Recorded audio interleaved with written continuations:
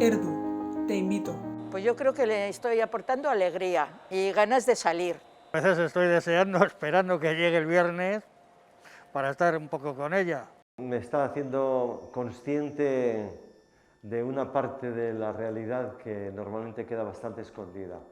La vida me ha cambiado mucho, mucho, porque cuando yo aprendí español, porque antes mi país yo no aprendí nada.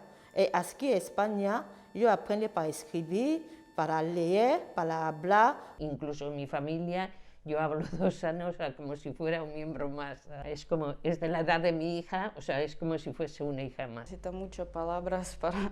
Es como mamá. La impresión que me dio fue de una mujer, encantadora, con un ánimo un poquito bajo porque estaba pasando una racha muy mala y bueno, encantada ella de tener una persona para hacer compañía.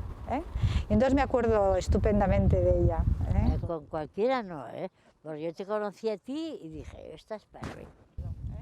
Hombre, contigo, ya te digo, contigo, al fin del mundo, te hace falta. No compartimos tanto cosas, más externas o más de la vida de cada día, sino realmente lo que compartimos es lo que estamos viviendo por dentro. Bueno, tengo la tranquilidad de que puedo contar con ella, o sea que para mí eso vale mucho. Senidetasunaren eta zaintzaren bidez elkarren arteko loturak sortzen dituen voluntariotza.